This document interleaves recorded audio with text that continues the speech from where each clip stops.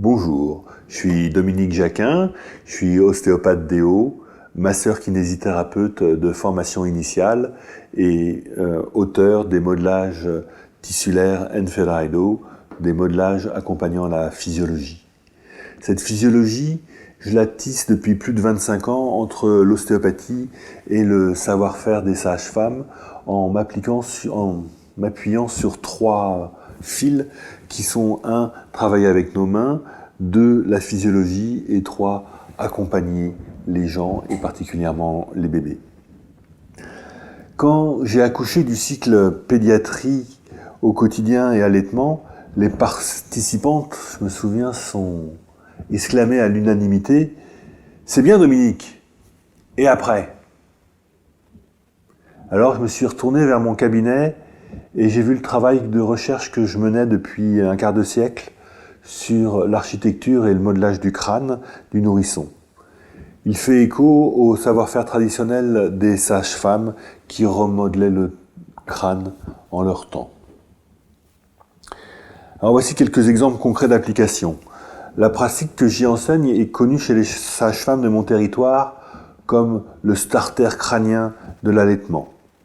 Cette session, en effet, permet d'avoir un modèle précis pour remodeler le crâne en cas de plagiocéphalie, de torticolis, mais c'est aussi une réponse efficace au syndrome de Kiss.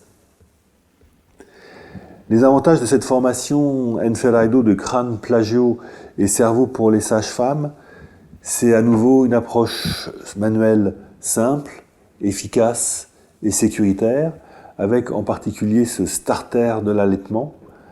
Elle répond aux problématiques de crâne post-instrumentation, mais aussi certains modelages sont reproductibles par la maman et par le papa sur le crâne des bébés. Le contenu de la formation est assuré par un support de cours riche en photos et en illustrations originales, avec à nouveau des fiches techniques de synthèse, tant pour le professionnel que des fiches de synthèse pratiques pour les parents. Et tout ça, c'est animé par un diaporama et un certain nombre d'outils pédagogiques. Voici ce que je propose de faire autour des tissus. Voilà. Et des crânes des bébés.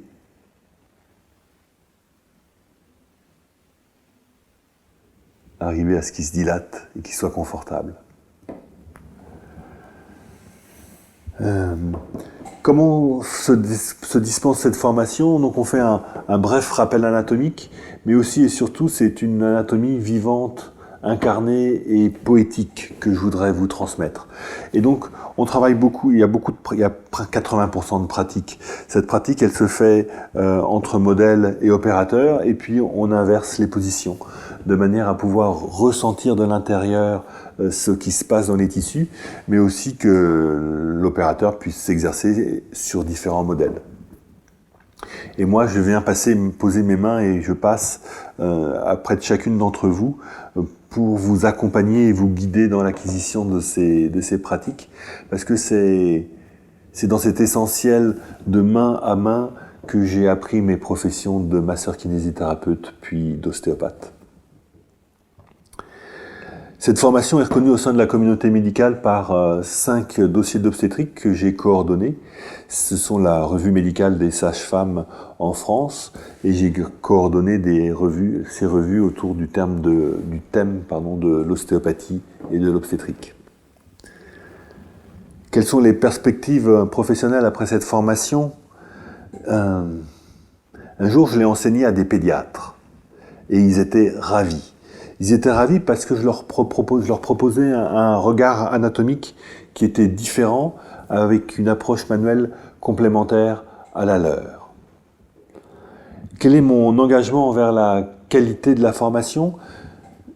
Cet engagement est double. Il y a un engagement administratif d'évaluation où on va évaluer l'acquisition des connaissances tant au cours de la formation qu'en fin de formation, mais aussi à travers ce que j'appelle des pics de réactivation de la mémoire à J7, J30 et J180, où je vais vous renvoyer un courrier électronique reprenant les différentes balises de la formation pour que ça puisse rester en mémoire vive tant dans votre tête que dans vos mains.